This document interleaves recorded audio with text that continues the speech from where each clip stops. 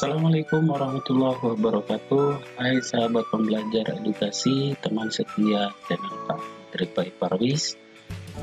Berjumpa kembali dengan saya Ahmad Rifai. Masih kita bahas tentang materi komputer dan jaringan dasar.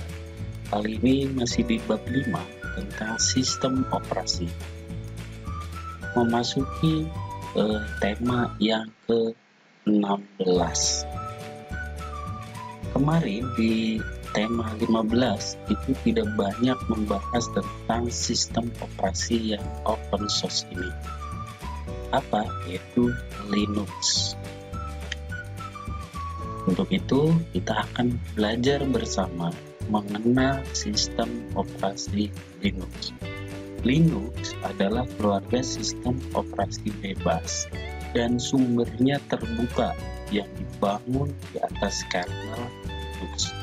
Dengan lisensi bebas dan sumbernya terbuka, lisensi publik umum GNU, kode sumber Linux-nya dapat dimodifikasi, digunakan dan didistribusikan kembali secara bebas oleh siapa saja.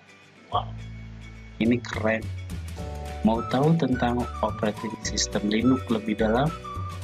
Simak video pembelajaran kali ini. Seperti biasa di channel Ahmad Rifai Parwis ini selalu diawali dengan pertanyaan. Sebagai fokus bahasa, apa sih yang akan dibahas di video tema kali ini?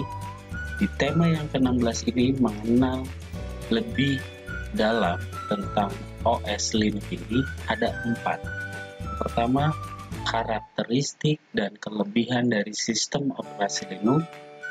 Yang kedua, jenis-jenis distribusi Linux yang sudah berkembang sampai sekarang. Yang ketiga, bagaimana sistem direktori dan file pada OS Linux.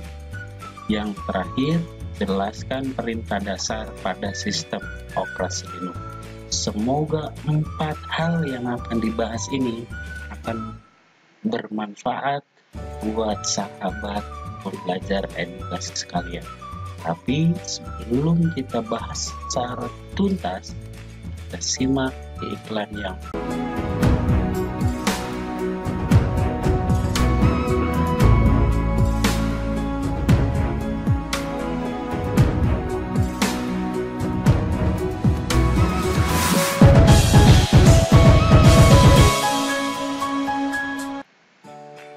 kita akan mulai pembahasan tema yang ke-16 ini, mengenal lebih dalam tentang sistem operasi Linux. Saya Ahmad Rifai. Linux adalah suatu sistem operasi yang sifatnya open source. Berarti kode sumbernya atau source-nya terbuka untuk semua orang, sehingga Linux dapat dimodifikasi sesuai dengan keinginan kita. Linux awalnya itu ditemukan atau diciptakan oleh Linus Torvalds yang sebetulnya mengacu pada kumpulan software lengkap. Ya, open source software maksudnya software yang membuka atau membebaskan source kodenya untuk dilihat oleh orang lain, membiarkan orang lain mengetahui cara kerjanya, dan software tersebut memperbaiki kelemahan-kelemahan yang ada pada software tersebut. Jelas ya, maksud dari Linux merupakan open source. Kemudian sejarahnya, itu tadi saya sudah singgung di awal, yaitu Linus Torvalds, yang dikembangkan juga oleh Andrew Tenenbaum pada Agustus 1991, Linux versi 0.01. Ini saat itu belum lengkap. Kemudian Linux bisa diperoleh dalam berbagai distribusi, disebut juga distro. Distro ini maksudnya bundel dari kernel Linux beserta sistem dasar Linux-nya, instalasinya, tool basicnya dan program-program lain yang dikembangkan oleh suatu komunitas tertentu, tapi dalam tataran kodenya yaitu Linux. Jelas ya sampai sini? Kemudian keuntungan menggunakan Linux. Linux juga bisa multitasking. Artinya apa? Perintah secara bersamaan bisa diakses untuk perangkat keras secara bersamaan. Multi-user juga bisa. Artinya apa? Bisa untuk share sumber resources dengan sistem yang lainnya. Virtual memory atau memori maya juga bisa. Shared library juga bisa. Kompatibilitas dengan POSIX 1 juga bisa. Harganya ya karena ini open source ya gratis gitu. Dukungan software GNU berupa free software juga banyak telah dikembangkan. Jadi Linux ini hampir dengan sama pengembangannya dengan kompetitor yang satunya ya, sifatnya komersil. Kemudian distribusi Linux ini yang dikembangkan banyak atau biasa distro yang ada Red Hat. Ini biasanya sangat populer nih Red Hat. Debian juga ada, kestabilannya dan kehandalan dalam jaringan juga Debian sering dipakai. Slackware, ada SUSE, Mandrake, WinLinux juga banyak. Jadi bisa diakses di macam-macam distribusinya. Ini yang saya sebutkan hanya sebagian saja. Bisa kalian akses di www.linux.org. Di situ banyak sekali diskusi, kemudian info-info terbaru tentang distribusi Linux ini dibahas secara luas dan komunitasnya juga banyak. Kemudian struktur direktori dan file Linux. Kalau kita belajar sistem operasi, tentu harus belajar tentang struktur direktorinya atau filenya. Di mana di sini sistem file Linux mengadaptasi dari Unix, ya. Kemudian bagian puncak disebut dengan root directory atau slash. Kemudian root memiliki cabang, jadi seperti anak pohon ini gitu ya. Selanjutnya masing-masing directory mengandung satu atau beberapa directory atau file. Jadi intinya ya sama gitu. Cuman di sini istilahnya beda, ada root, slash, gitu ya. Nih ada contoh slash var, tempat penyimpanan log atau catatan hasil output program. Ini macam-macam ya. Slash home berisi directory untuk file dokumen atau data user pemakai. Slash bin berisi program standar Linux atau binary. Ini hampir mirip, hanya istilahnya saja. Jenis file Linux ada yang untuk user data, sistem data, dan file executable. Ini sama juga seperti ini, hanya seperti Windows gitu ya.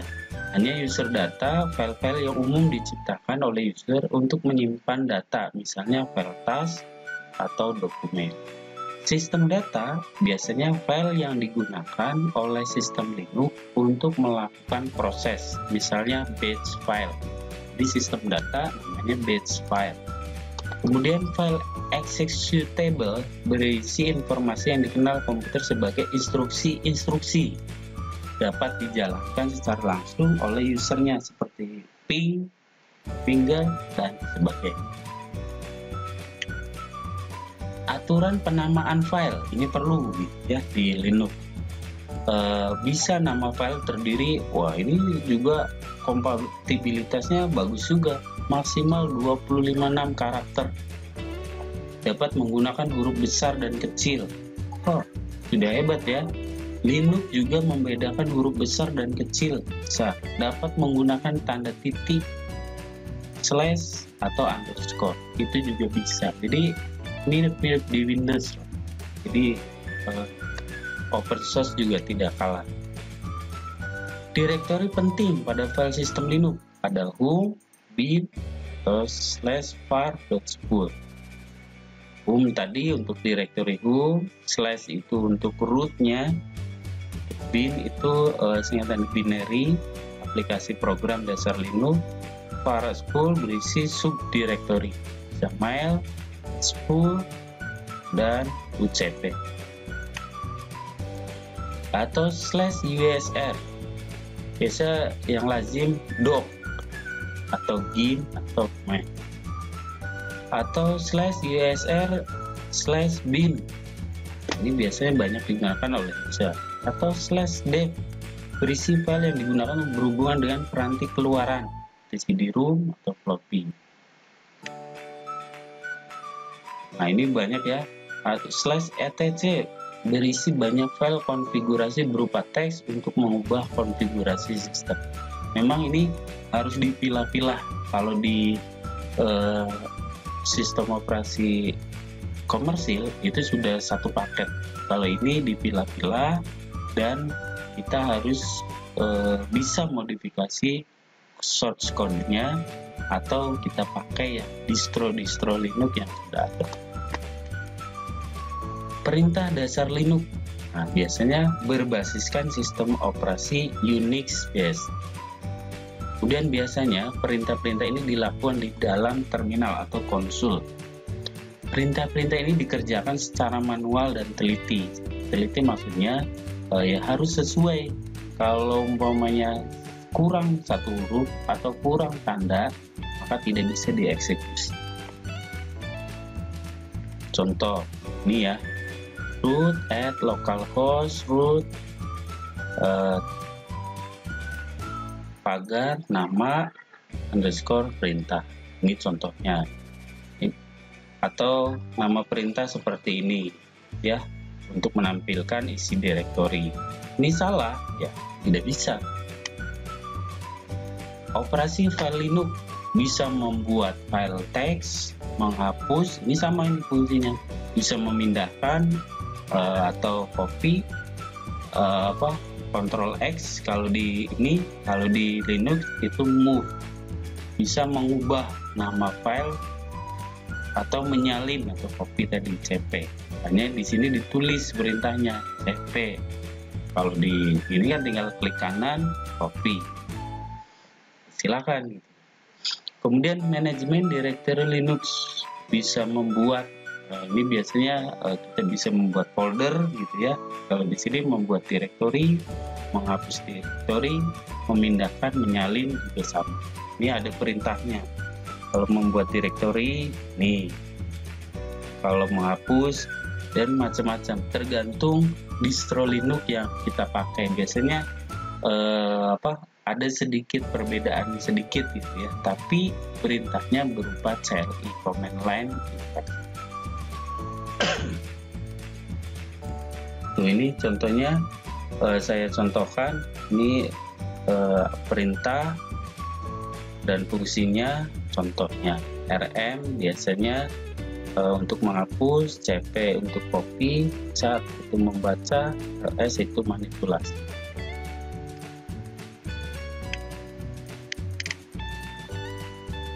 Baik, itu saja yang bisa saya sampaikan di pertemuan kali ini. Semoga bermanfaat. Dari penjelasan tadi bisa saya simpulkan bahwa Linux adalah salah satu sistem software yang open source. Open source artinya terbuka untuk semua orang untuk dimodifikasi sesuai keinginan kita. Kemudian sistem directory Linux puncaknya adalah root, sedangkan sistem filenya Linux mengadaptasi dari sistem operasi Unix. Pengembang Linux biasanya dicirikan dengan distro seperti Red Hat, Debian, SUSE, dan lainnya. Kemudian, setiap sistem operasi Unix based memiliki keunikan yaitu pada perintah dasarnya harus sama. Mungkin antara distro ini sedikit berbeda, tapi itu harus sama sesuai yang dikembangkan. Ada operasi file dan manajemen directory. Sudah saya bahas tentang Sekali lagi mohon maaf kalau ada salah dan kurangnya. Kalau ini dirasa manfaat, silahkan share sebanyak-banyaknya di media sosial sahabat sekalian. Baik, sebelum saya tutup, ada satu kalimat yang inspiratif buat sahabat semua.